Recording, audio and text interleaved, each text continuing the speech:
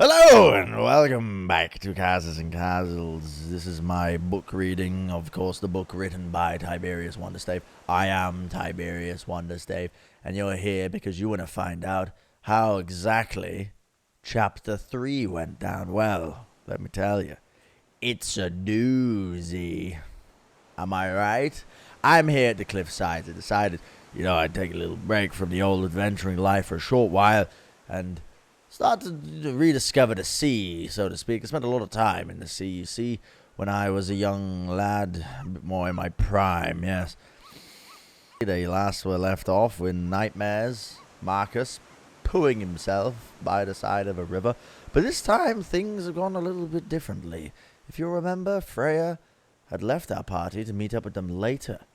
And this time, we follow her journey through the nooks and crannies of the Hanging Gardens with her bodyguard Brinda, as they are trapped in the city of Mosru, having to employ all sorts of strategy to get past the upturned garden. Eventually, though, they make it through, and they find their way into a hidden alcove, where Freya finds a plant, a mysterious plant that sucks away her life energy and forms a focus for her spellcasting. Attuning to her. Not only is the flower a beautiful dark violet, the stem is a bright gold, and it's still covered with frost. Interesting. So you've recognized a few things about this. One, the magic imbued in this flower is the same as the more dangerous magic that your father taught you. Interesting. So you absolutely recognize that part. But it's bound up with some fey magic that you've been exposed to, but you've never actually wielded yourself. The most powerful representation of that magic you've ever seen is the wild surge that just consumed this city. Well, eventually, Freya is reunited with the party and stumbles upon a scene where a particularly distraught Marcus is panicking, pacing backwards and forwards after his nightmares. And after Freya consoles him, but not really consoling him, she's actually quite cold-hearted in some ways. She later admits to Marcus that all she needs is a forged document to showcase that she learned from me, Tiberius, such that she can go back to her kingdom and father without him being displeased. Well, if that's all she bloody wanted, she could have just asked me. I don't understand why she needed to go behind my back and ask Marcus to forge a bloody signature. She could have just said, I would have said, here's your letter of recommendation, and go off to your bloody kingdom that's probably failing again. But don't expect me to save it again. I'm busy fixing ley lines and stuff. I promise that I'll do what I can if you can find a way to forge your dad's signature on a note that I learned under him or something. Just anything that I can just leave after this is done. I've been sent to study under him, but clearly he's lost his mind. But my dad doesn't know that, so if we can just kind of find a way for me to, As long as you help us achieve our goals, 100%. I'm down to help you achieve yours. All right, it's a deal then. It's a deal then, It's a Freya deal. Amarand. Later on, Tiberius, that's me, fiddles with his staff and asks Bendis to mend it. Now this, I know you're thinking, you might be thinking this is a pornography. No, it's not. The euphemism was not intentional, but now you've put it in my mind, so I can't get it out. But unfortunately, the staff was actually some pretty potent shit. And it can't really be fixed by a bard with hardly any musical talent, to everybody's surprise. And unfortunately, it had some unintended consequences when the staff was mended. As you put the staff back together, there's an arc and a jolt of arcane magic. And it sticks together. All right. It's not quite right.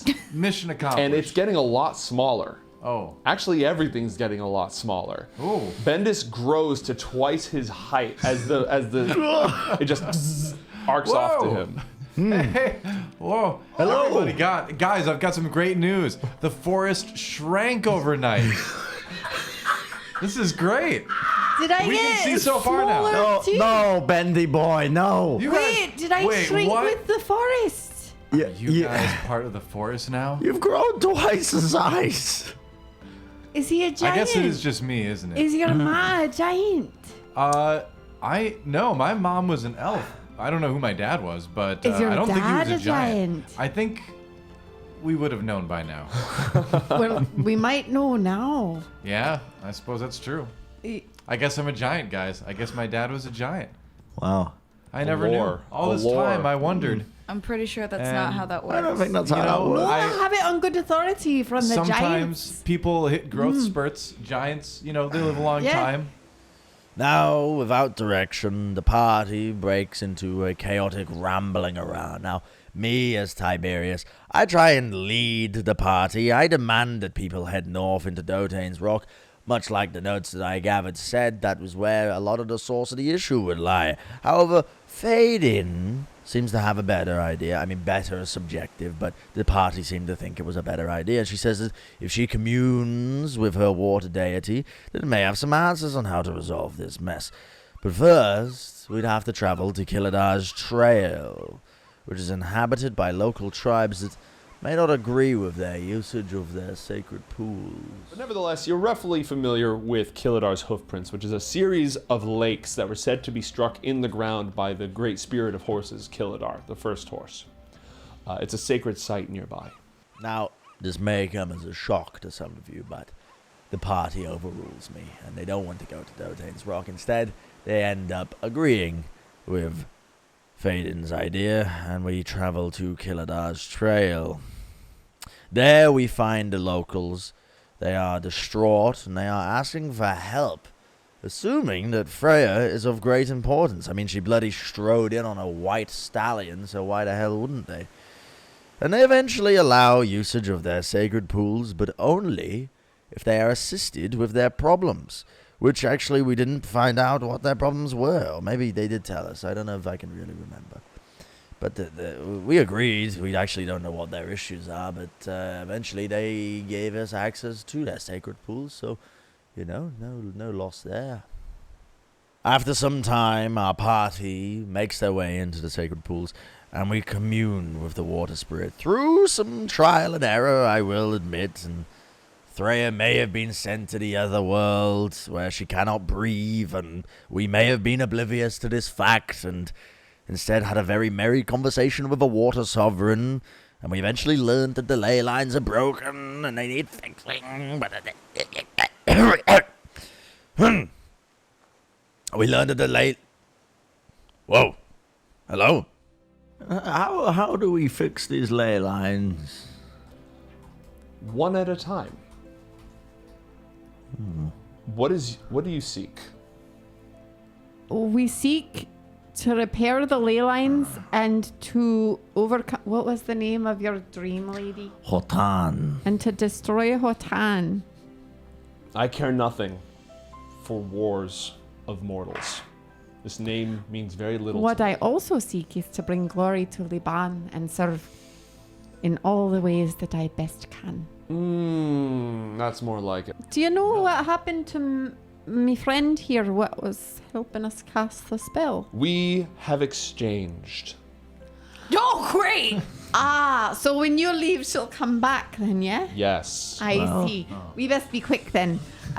Is there aught else that we should know of as we seek to right the wrongs for Liban? The source of the fracture is far to the north, but this land can be restored and the influence of the autumn woods broken simply by healing the places where the ley crosses. We learned that the ley lines were broken and needed fixing, but the nearest one will, of course, revert to the expansion of this forest that has ravaged Mosru. I was also reminded, unfortunately, of the time that I stole the Wind Sovereign's horse. Vinda was bloody pissed off. Oh, bollocks. If we have to go to the Sky Kingdom, we're going to be in a lot of trouble. There's a group on horseback. They don't appear to be the same as the locals. Hold. They're led by a tall woman wearing silver and gold bracelets, a woolen cape, and an iron headdress with a golden rose on it. And as they ride out, you hear them saying, "Find Tiberius." And that is where our chapter ends. For now, you'll have to watch to see where the rest of it goes.